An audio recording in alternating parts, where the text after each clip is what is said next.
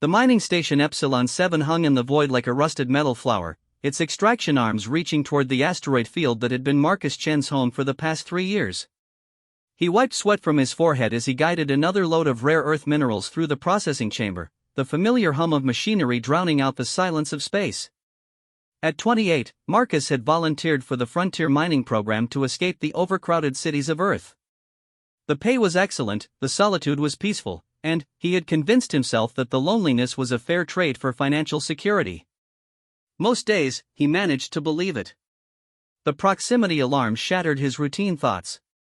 Marcus rushed to the observation deck, his heart hammering as he spotted 2 sleek vessels approaching. They moved with a grace that no human ship possessed, their hull shifting color like liquid mercury.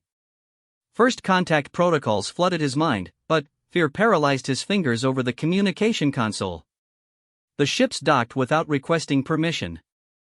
Marcus grabbed the emergency plasma cutter from the tool rack, though he knew it would be useless against advanced alien technology. The airlock cycled open with a soft hiss, and 2 figures stepped aboard his station. Both were undeniably feminine in form, though clearly not human. The first stood nearly 7 feet tall, her skin a deep blue-black that seemed to absorb light. Bony ridges crowned her forehead, and her eyes glowed like twin stars. When she moved, Marcus caught glimpses of what looked like scales along her neck and arms. Despite her alien features, there was an elegance to her movements that reminded him of a dancer. Her companion was smaller, perhaps 6 feet in height, with pale silver skin that seemed to shimmer with its own internal light. Her hair flowed like liquid starlight, and delicate patterns covered her arms like living tattoos. Where the first alien projected power and authority, this one radiated warmth and curiosity. Marcus raised the plasma cutter with shaking hands. "Stay back. I'm warning you." The taller alien tilted her head, studying him with those burning eyes. When she spoke, her voice came through his station's translation system, rich and melodious despite the mechanical overlay. "Lower your weapon, human. We mean no harm. How do you know our language?" Marcus demanded, though he slowly lowered the cutter. The silver-skinned alien stepped forward, her movements fluid and graceful. "We have been observing your species for some time. You are Marcus Chen, mining technician, age 28, originally from the North American Federation. You have been alone on this station for 112 standard days." The specificity of her knowledge sent chills down Marcus's spine. "What do you want with me?" The 2 aliens exchanged a look that seemed to carry an entire conversation. The blue-skinned one spoke first. "I am Zara Thyss of the Draconian Hegemony. My companion is Lyrael of the Ethereal Collective. We have come because of what you represent." "I don't understand," Marcus said, backing toward the emergency communications panel. Lyrael raised her hand, and Marcus felt a strange tingling sensation. Not threatening, but somehow soothing. "Your species fascinates us, Marcus Chen. Individually, you appear weak and fragile. Yet together, you accomplish impossible things. You spread across your solar system despite having no natural ability for space travel. You survived ice ages, plagues, wars, and disasters that would have destroyed most species." Zara Thyss nodded approvingly. "The Human Federation's expansion has been remarkable. In less than 2 centuries, you have established mining operations, research stations, and colonies across dozens of star systems. Most species take millennia to achieve such reach." Marcus found his voice again. "Are you here to stop us? To warn us away from something?" "Quite the opposite," Zara Thyss said. "We are here because our peoples wish to form an alliance with humanity. But such alliances require understanding, trust, and personal connections." Lyrael stepped closer, her silver eyes meeting his. "In our cultures, the strongest bonds are formed through what you might call adoption. We choose individuals from other species to join our families, our clans, our houses. They become one of us while remaining who they are." The implications hit Marcus like a meteor strike. "You want to adopt me?" "Both of us do," Zara Thyss said firmly. "In Draconian culture, strength is earned through trials and combat. You have survived alone in the void, maintaining complex machinery, facing isolation that would break most minds. This shows the warrior spirit we value. Lyra nodded enthusiastically. The ethereal collective prizes curiosity, adaptability, and the ability to find beauty in unexpected places. Your species' art, music, and literature reveal minds capable of transforming pain into wonder. You embody this quality. Marcus felt overwhelmed. But, I'm just a mining technician. I'm nobody special. That is where you are wrong, Zarathys said. You represent the best of humanity precisely because you see yourself as ordinary. Your people's greatest strength is that your heroes come from among the common folk. We cannot force this choice upon you, Lyrael added gently. But, if you agree, you would become the first human to be formally adopted by both our peoples. You would serve as a bridge between our civilizations, helping to build understanding and cooperation. Marcus looked between the two aliens, his mind reeling. What would that mean for me? Would I have to leave Earth forever? Change who I am? You would gain the protection and resources of both our peoples, Zarathys explained. You would learn our technologies, our customs, our ways of seeing the universe. But, you would remain human, with all that entails. Lyrael's expression softened. We do not seek to change you, Marcus Chen. We seek to understand what makes humanity special by welcoming one of you into our families. In return, you would help us learn how to be better allies to your people. The mining station's computer chimed, reminding Marcus that his quarterly supply drop was due in 3 days. The mundane sound highlighted the surreal nature of his situation. Hours ago, his biggest concern had been meeting extraction quotas. Now 2 alien species wanted to adopt him. I need time to think, he said finally. Of course, Zarathys replied. We will remain in the system for 7 standard days. When you are ready to give us your answer, activate the emergency beacon. Lyrael approached the observation window, gazing out at the asteroid field. Your species has a saying about bridges burning behind you. We ask only that you consider building bridges instead. As the 2 aliens prepared to leave, Marcus found himself speaking before he could stop himself. Why me, specifically? There are billions of humans. Surely you could find better candidates. Zarathys paused at the airlock. We have observed many of your people, Marcus Chen. Soldiers, scientists, leaders, artists. All impressive in their own ways. But, you do something that sets you apart. What's that? You chose isolation to provide for your family back on Earth, Lyrael said softly. Your personnel file shows that 90% of your salary goes to support your younger sister's medical treatments. You sacrificed companionship, comfort, and safety for love. That is the essence of humanity we wish to understand. After they left, Marcus sat in the observation lounge for hours, staring at the stars. The alien ships remained visible as distant points of light, waiting patiently for his decision. He thought about Sarah, his sister, struggling with the genetic disorder that had claimed both their parents. He thought about the loneliness that had become his constant companion.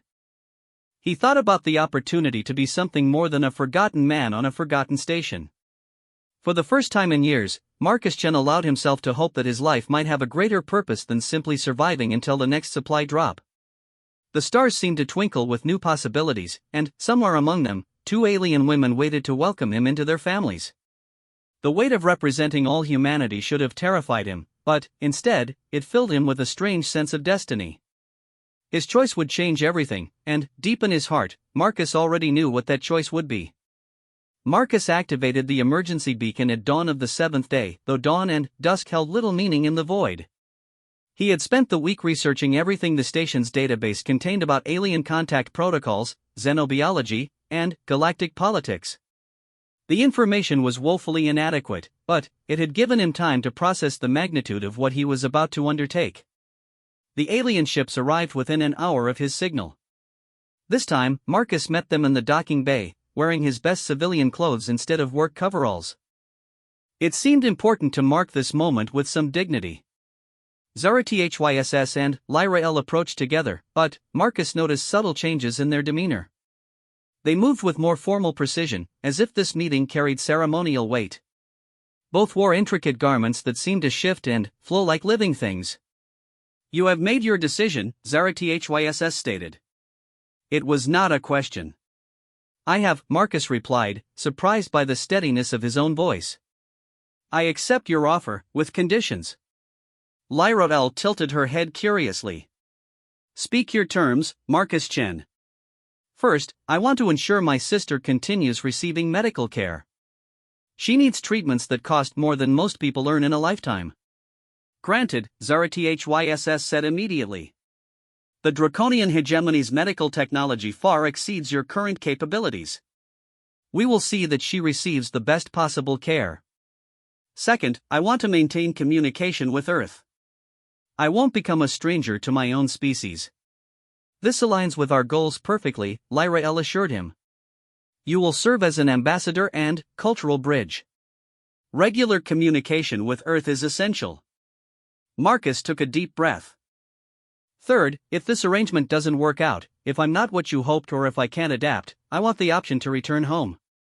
The two aliens exchanged another of their meaningful looks. ZaraTHYSS spoke carefully. "The adoption process, once completed, creates bonds that go beyond simple political alliance. You would become family to both our peoples. Family is not something we abandon easily. However," Lyra L. added gently, "we understand your concern. Should you truly wish to return to purely human society, we would honor that choice, though it would sadden us greatly." "Then, I accept," Marcus said. What followed was unlike anything Marcus could have imagined. ZaraTHYSS produced a device that looked like crystallized lightning, while Lyra L. withdrew what appeared to be a sphere of captured starlight. Both aliens began speaking in their native languages, their voices weaving together in harmonious counterpoint. The translation system struggled with the ceremonial words, offering fragments: blood of stars, strength of the void, bonds deeper than gravity, family chosen, not born. Marcus felt something changing in his chest, a warmth that spread through his entire body. It was not painful, but profoundly strange, as if new pathways were being carved through his nervous system. The sensation lasted several minutes before gradually fading. "It is done," ZaraTHYSS announced. "You are now Clethmac in the Draconian tongue, chosen family, brother of my blood." "And SYTHRAL in ethereal," Lyra L. added with obvious joy. "Child of light, born of starfire. Welcome to our families, Marcus Chen." Marcus flexed his fingers, expecting to feel different somehow. "What exactly did you just do to me?" "We have established neural quantum entanglement between our consciousness fields," Lyra L. explained. "You can now perceive emotional resonance across species barriers. You will understand our peoples in ways that pure translation cannot provide. Additionally," ZaraTHYSS continued, "your cellular structure has been optimized for extended space travel and exposure to alien environments. You are still completely human, but enhanced to survive what lies ahead." The next several hours blurred together as Marcus was introduced to the crews of both ships. The Draconian vessel, called the Flame of Conquest, housed 12 crew members who greeted him with formal bows and, what he gradually realized were challenges to friendly combat. Their culture valued strength and honor above all else, and they seemed genuinely pleased to welcome a human who had survived years of isolation. The ethereal ship, named Song of Distant Worlds, contained 15 beings who communicated as much through shifting patterns of light on their skin as through words. They were artists, philosophers, and scientists, fascinated by human creativity and emotional expression. They spent hours asking Marcus about Earth music, literature, and visual arts. Captain Veltar of the Flame of Conquest was a massive draconian with scars covering his arms and a laugh that could shake bulkheads. "Your species fights with tools and cunning rather than natural weapons," he told Marcus. "This shows wisdom. The greatest warriors adapt to any situation." Commander Silthara of the Song of Distant Worlds communicated primarily through cascading colors that flowed across her skin like aurora patterns. "Your people's ability to find beauty in suffering intrigues us," her translated words conveyed emotions that no human language could capture. "Show us how pain becomes art." Over the following days, Marcus learned that both species had been watching humanity for decades.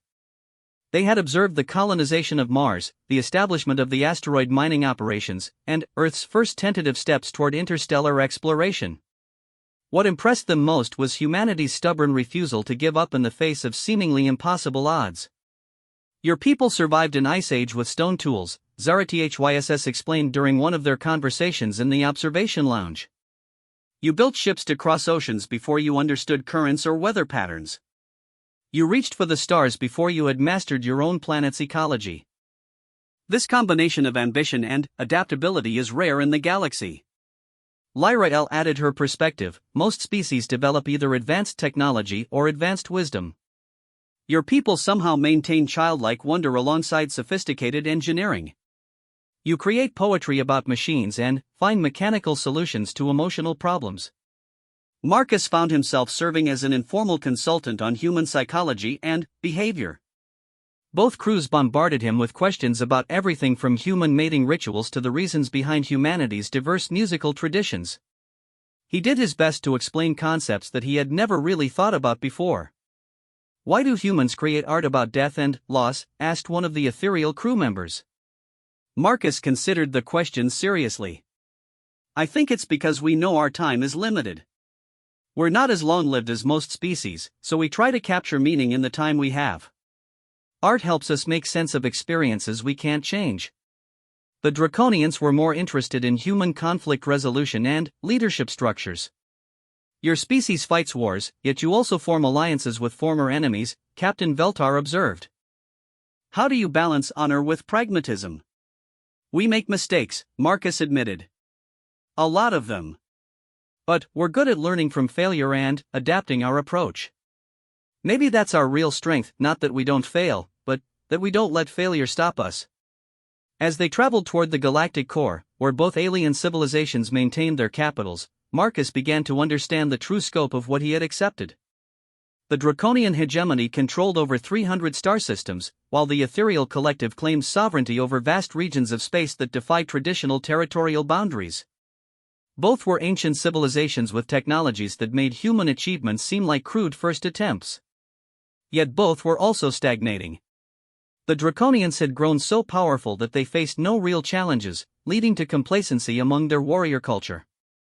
The Ethereals had become so focused on philosophical pursuits that they were losing touch with practical problem-solving. They saw in humanity a reminder of what they had once been: young, hungry, and willing to take risks. "Your species represents hope," Lyra L. told him one evening as they watched stars while past the observation ports. "Not because you are perfect, but because you are still growing. You face your limitations and push beyond them instead of accepting them as permanent." Marcus felt the weight of responsibility settling on his shoulders. "What if I disappoint you? What if humanity disappoints you?" ZaRa-THYSS, who had been silently sharpening a ceremonial blade nearby, looked up from her work. "Disappointment is temporary. Stagnation is death. Your people may make errors, but you will not make the error of giving up. That is why we choose to call you family." The neural entanglement they had established allowed Marcus to sense their emotions more directly than their words could convey. He felt ZaRa-THYSS's fierce protective pride, Lyra L's gentle but determined hope, and, beneath both, a profound longing for the vitality they saw in humanity. As their journey continued, Marcus began to realize that he was not just being adopted into alien families, he was becoming the foundation for an alliance that could reshape the galaxy. The responsibility should have terrified him, but, instead, it filled him with a sense of purpose he had never experienced. For the first time since leaving Earth, Marcus Chin felt like he was exactly where he belonged. The joint capitals of the Draconian hegemony and ethereal collective existed in a binary star system called Nexus Prime, where massive space stations orbited between two golden suns. The sight took Marcus's breath away. Structures the size of small moons connected by streams of controlled energy, with ships moving between them like schools of luminescent fish. "Welcome to the heart of our civilizations," ZaRa-THYSS said as their convoy approached the docking facilities. "Few outsiders have ever seen this place." The ceremony formally introducing Marcus to both governments took place on Concordia Station, a neutral facility that served as the meeting point between the two species. Representatives from hundreds of worlds gathered to witness what they were calling the first human integration. Marcus stood between ZaRa-THYSS and Lyra L in the vast amphitheater, wearing ceremonial robes that seemed to be cut from crystallized space itself. The garments were gifts from both peoples: draconian armor that looked like scaled starlight, and ethereal fabrics that shifted color with his emotions. High Commander Thexera of the draconian hegemony was a being of such presence that gravity itself seemed to bend around her. When she spoke, her words carried the authority of eons. We gather to welcome the first of the human species into our great family. Through Marcus Chen, we forge bonds that will echo across the galaxy. The ethereal prime consciousness, a collective entity that spoke through multiple bodies in perfect synchronization, added its voice. In welcoming this young soul, we embrace the potential that sleeps within all humanity. May this adoption seed understanding between our peoples. But Marcus barely heard the formal words. Through the neural entanglement, he sensed something troubling. There were undercurrents of fear and resistance among some of the assembled representatives. Not everyone approved of this alliance with humanity. After the ceremony, Zara-THYSS and Lyra led him to a private council chamber where the real discussions would take place. Here, away from the public spectacle, Marcus met the individuals who would determine humanity's future in galactic politics. Ambassador Kethvor of the draconian military caste made his position clear immediately. Humans are too unpredictable. Their expansion into our territory has been chaotic and aggressive. How do we know they won't turn their weapons against us once they develop sufficient technology? His ethereal counterpart, philosopher Nixandara, raised different concerns. Human emotional patterns are extremely volatile compared to established species. Their art speaks of violence, conquest, and domination. Can we trust beings who glorify conflict? Marcus felt both his adoptive mothers tense beside him, ready to defend him. But he realized this was his moment, his chance to prove that humanity deserved a place among the galactic community. You're both right to be concerned, Marcus said, standing to address the assembly. Humans are unpredictable and emotional. We do make mistakes, sometimes terrible ones. But that's also why we're valuable allies. He activated the holographic display, calling up images from Earth's history that he had prepared during the journey. Look at our timeline. We've had wars that nearly destroyed us. We've made environmental mistakes that almost rendered our planet uninhabitable. We've created weapons that could end our species. Murmurs of concern rippled through the chamber. But look what else we did, Marcus continued. After each war, we built stronger peace treaties. After each environmental crisis, we developed better technologies. After creating weapons of mass destruction, we created institutions to control them. We don't avoid mistakes, we learn from them faster than anyone expects. He shifted the display to show humanity's space exploration efforts. You say we're aggressive in our expansion. I say we're determined. We've colonized hostile environments because we refuse to accept that something is impossible. We've developed new technologies in decades that took other species centuries to create. Ambassador Kethvor leaned forward. But what happens when human ambition conflicts with our interests? Then, we negotiate, Marcus said simply. Because that's what families do. They work through problems together instead of destroying each other. He felt Zara-THYSS's approval through their bond, a warm pulse of pride that strengthened his resolve. The Draconians value strength and honor, Marcus continued. Humans embody both. We fight for what we believe in, even when victory seems impossible. The ethereals value wisdom and creativity. Human art comes from our struggles, we transform pain into beauty, conflict into understanding. Philosopher Nixandara's skin pattern shifted to display skeptical purple spirals. Yet your species shows little respect for tradition or established order. How do we maintain stability with such chaotic allies? Marcus smiled, remembering something his sister Sarah had told him years ago. My sister has a genetic disorder that's slowly killing her. Traditional medicine said there was nothing to be done. But human researchers refused to accept that answer. They're developing treatments that work by breaking the rules everyone thought were unbreakable. He looked around the chamber, meeting the eyes of representatives from dozens of species. You're worried about chaos disrupting your stability. But maybe what you call stability is actually stagnation. Maybe what you call chaos is actually growth. The neural entanglement allowed him to sense the emotional temperature of the room shifting. Doubt was giving way to curiosity, fear to intrigue. High Commander Thexera stood, her massive form commanding attention. The human speaks wisdom.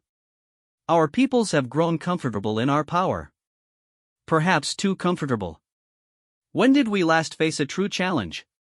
When did we last discover something that changed our understanding of the universe? The ethereal prime consciousness rippled with thoughtful colors. The young one suggests that humanity's apparent weaknesses might be disguised strengths. Their short lifespans create urgency. Their emotional volatility sparks innovation. Their chaotic expansion spreads new ideas. Over the following weeks, Marcus participated in extensive negotiations that would shape humanity's entry into galactic civilization. He served as cultural interpreter, helping alien diplomats understand why humans behaved in ways that seemed irrational to more logical species. The breakthrough came when representatives from a neutral species, the Crystalline Confederacy, presented a crisis that had been developing for months. A region of space called the Void Barrier had become unstable, threatening to collapse hyperspace lanes that connected hundreds of star systems. "We have studied this phenomenon for decades," the lead crystalline scientist reported. "Our best models suggest it cannot be repaired with existing technology. The affected systems will become permanently isolated." Marcus listened to the technical explanations with growing excitement.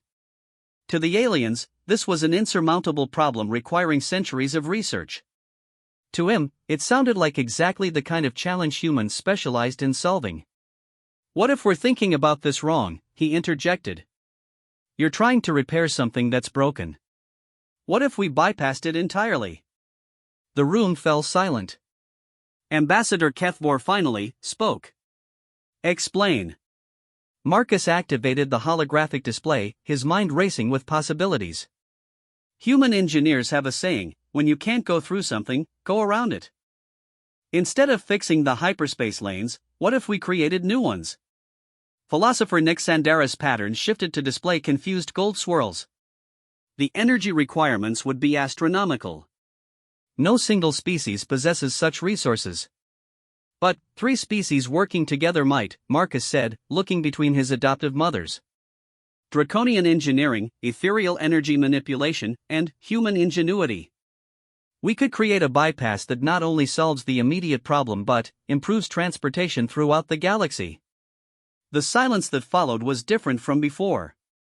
Marcus could sense the mental gears turning as representatives calculated possibilities they had never considered. Zara Thyss stood slowly. "The human proposes something unprecedented. A joint project of this magnitude would require trust and cooperation beyond anything our peoples have attempted." Lyrael's excitement was visible in the bright patterns cascading across her skin. "It would also demonstrate the potential of our alliance to the entire galaxy. If we can solve the Void Barrier crisis together, what other challenges might we overcome?" Over the next 6 months, Marcus found himself at the center of the largest cooperative project in galactic history. Human engineers worked alongside draconian shipwrights and ethereal energy artists to design technologies that none of them could have created alone. The process was not without friction. Humans worked at a pace that exhausted their alien partners, while aliens insisted on testing and retesting designs that humans wanted to implement immediately. Cultural misunderstandings led to arguments, delays, and moments when the entire project seemed doomed to failure. But Marcus had learned to navigate between the species, translating not just languages but entire ways of thinking. When draconian pride clashed with human impatience, he found ways to frame compromise as strength. When ethereal perfectionism conflicted with human pragmatism, he helped both sides see the value in their different approaches. The day they successfully opened the first permanent bypass around the Void Barrier, Marcus stood on the observation deck of the Joint Command Station, watching ships from a dozen species travel through hyperspace lanes that had been impossible just months before. "You have given us something precious," Lyrael said, joining him at the viewport. "You have shown us that our differences are not weaknesses to be overcome, but strengths to be celebrated." Zara Thyss approached from the other side, her scarred hands gentle on his shoulders. "The human spirit, your spirit, has become part of us now. Through you, we remember what it means to dream of impossible things and then make them real." Marcus felt the neural entanglement connecting him to both women, and, through them, to their entire peoples. He was no longer just Marcus Chen, mining technician from Earth. He was a bridge between worlds, a translator of dreams, a reminder that the universe still held infinite possibilities for those brave enough to reach for them. Behind them, the stars wheeled in their ancient dance, but the patterns they traced were changing. New routes connected previously isolated systems, new alliances formed between species that had never communicated, and new hope spread through the galaxy like ripples in a cosmic pond. Marcus Chen had been claimed by 2 alien women as one of their own, and, in return, he had helped them claim a future none of them could have imagined alone. The mining station where it all began was now a memorial, preserved as a reminder that heroes could emerge from the most ordinary places to change the course of history. As he watched ships from Earth join the procession through the bypass, Marcus smiled. Humanity was no longer alone in the universe, and the universe was about to discover just how remarkable that could be.